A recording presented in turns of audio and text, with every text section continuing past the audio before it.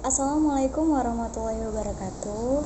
Perkenalkan, nama saya Febian Tania Putri. Saya salah satu kelompok dari kelompok 3 yang beranggotakan 2 orang dan satunya adalah Henten Saputra. Di sini saya akan menjelaskan tentang psikologi konsumen. Nah, di sini teman-teman semua udah tahu belum tentang apa sih psikologi konsumen itu? Jadi, psikologi konsumen adalah terapan konsep, teori, dan hasil penelitian dari fenomena dinamika, perilaku, dan kejiwaan sosial yang ada pada diri konsumen itu sendiri. Nah, kemudian fenomena perilaku itu mencakup apa aja sih? Fenomena perilaku konsumen mencakup sikap terhadap suatu produk, keinginan konsumen dan kebutuhan konsumen, dan juga pola perilaku konsumen terhadap konsumsi barang dan jasa. Nah, setelah kita tahu apa itu definisi dari psikologi konsumen, kita juga harus tahu kenapa sih psikologi konsumen itu penting untuk dipelajari. Di sini menurut Sutisna pada tahun 2002 ia berpendapat bahwasanya terdapat 2 alasan mengapa psikologi atau perilaku konsumen itu penting untuk dipelajari.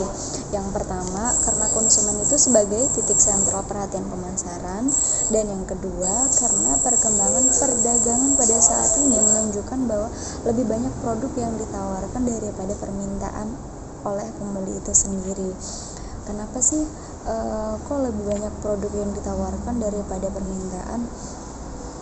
Karena di dunia yang sekarang ini persaingan beberapa perusahaan atau mereka yang punya produk baru itu sangat ketat ya teman-teman. Terlebih di masa pandemi sekarang ini, kita kan tahu keadaan ekonomi masyarakat itu lagi down banget, dan di situ sebagai orang yang punya perusahaan besar atau orang yang memiliki produk mereka tersendiri, mereka harus tahu nih apa sih yang konsumen itu mau dan apa sih yang konsumen itu butuhkan, terlebih di era pandemi sekarang ini. Karena kan kita tahu di masa pandemi ini banyak sekali karyawan yang di PHK oleh perusahaan, dan mereka bingung untuk mencari rezekinya bagaimana, dan di situ terjadilah kenapa lebih banyak produk yang ditawarkan daripada permintaan. Secara logikanya seperti ini, kita nggak mungkin mau beli barang kalau kita nggak punya uang. Jadi mereka lebih sedikit permintaan daripada produk yang ditawarkan, sementara perusahaan mati-matian untuk tetap menjual produk mereka seperti itu. Kemudian faktor-faktor yang mempengaruhi dari pilihan konsumen itu apa aja sih yang harus kita tahu? Yang pertama itu ada konsumen individual. Artinya untuk membeli suatu produk dengan merek tertentu dipengaruhi oleh hal-hal yang ada pada diri konsumen seperti kebutuhan, persepsi terhadap karakteristik merek, sikap, kondisi demografis, gaya hidup, dan karakteristik kepribadian individu. Nah, di sini contohnya di era pandemik sekarang ini ya, masyarakat itu lebih banyak membutuhkan produk untuk menjaga bagaimana mereka bisa terlindungi dari paparan virus corona. Kita ambil saja contohnya penjualan masker. Seperti yang kita tahu, ada beberapa jenis masker dengan merek yang berbeda. Ya seperti yang kita kenal, yaitu masker dengan merek Sensi. Nah, untuk orang-orang yang memiliki gaya hidup tinggi dan mereka juga memiliki pendapatan yang cukup, mereka akan memilih masker yang sudah berstandar SNI dan juga tentu saja itu aman untuk mencegah kita dari paparan virus corona. Dan kemudian untuk orang-orang yang menengah ke bawah, mungkin mereka akan memilih masker-masker yang beredar di pasaran dengan harga yang murah dengan kualitas yang biasa saja. Nah, itulah salah satu faktor yang mempengaruhi pilihan konsumen. Yang kedua yaitu faktor lingkungan. Faktor lingkungan di sini contohnya itu melakukan pembelian suatu merek produk bisa didasari oleh berbagai pertimbangan. Mungkin saja dalam membeli suatu produk, seseorang meniru produk-produk yang telah dibeli oleh teman-temannya. Contohnya, ketika di suatu tempat kerja atau di tempat kuliah, di kampus atau dimanapun, ketika orang-orang contohnya memakai masker dengan jenis KN95 atau dengan jenis Dakbil, mereka akan mengikuti lingkungan mereka dengan menggunakan masker yang sama. Nah, itu adalah faktor yang mempengaruhi konsumen untuk membeli suatu produk juga. Dan yang ketiga yaitu stimuli pemasaran atau strategi pemasaran. Dalam hal ini, pemasar berusaha mempengaruhi konsumen dengan menggunakan stimulus pemasaran seperti iklan dan sejenisnya agar konsumen bersedia memilih merek produk yang ditawarkan.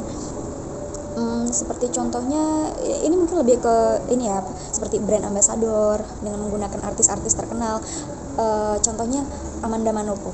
Ketika kita sebagai fans Amanda Manopo dan kita tahu ada produk yang di endorse oleh artis tersebut, maka kita akan memilih atau membeli produk tersebut karena kita percaya bahwasanya produk yang diiklankan atau yang di endorse oleh artis yang kita suka itu adalah produk yang memang sudah bagus dan teruji kualitasnya, seperti itu. Dan selanjutnya, pemasar harus mengevaluasi strategi pemasaran yang dilakukan dengan melihat respon dari konsumen untuk memperbaiki strategi pemasaran di masa depan.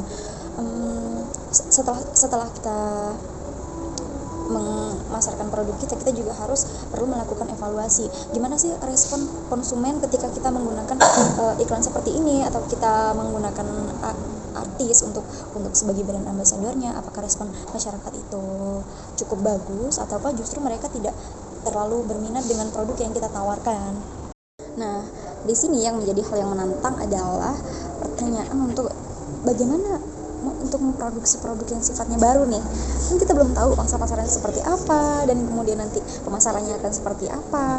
Nah, di sini yang harus kita pikirkan secara matang adalah kira-kira barang atau produk apa sih yang saat ini sangat penting dibutuhkan untuk masyarakat. Nah, di sini pentingnya psikologi konsumen adalah kita tuh harus cari tahu ya, apa sih barang-barang yang dibutuhkan banget sama masyarakat, yang mereka mau, yang mereka inginkan, yang sesuai dengan kebutuhan mereka. Kita tuh harus tahu itu, dan yang kemudian barang tersebut itu harus dikemas seperti apa agar konsumen itu menggunakannya dengan cara yang lebih efisien dibandingkan barang-barang yang lainnya.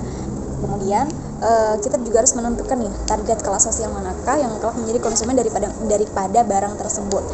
Nah, kalau misalkan kita bangsa pasar kita adalah masyarakat kelas menengah ke bawah atau kelas menengah ke atas. Kalau kelas menengah ke bawah berarti kita juga harus memikirkan harganya ini nggak boleh yang mahal-mahal, harus sesuai dengan keadaan ekonomi mereka, pendapatan mereka. Dan kalau untuk target yang menengah ke atas berarti nggak apa-apa nih kita jual dengan produk yang mahal tapi kita kasih kualitas yang terbaik, seperti itu. Jadi udah cukup jelas ya teman-teman ya, apa sih psikologi konsumen itu, pentingnya apa, faktor-faktornya apa. Dan kesimpulannya dari materi yang sudah saya jelaskan adalah psikologi konsumen itu secara lebih dalam kita kenal dengan perilaku konsumen, di mana di dalamnya kita banyak mempelajari tentang teori dan perilaku konsumen tersebut terhadap suatu produk, baik barang ataupun jasa.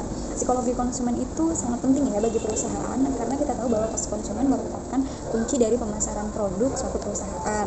Kemudian faktor-faktor yang mempengaruhi konsumen untuk membeli produk yaitu ada faktor individual, lingkungan, dan juga pemasaran produk. Sekian penjelasan dari saya. Terima kasih atas waktu dan perhatiannya. Wassalamualaikum warahmatullahi wabarakatuh.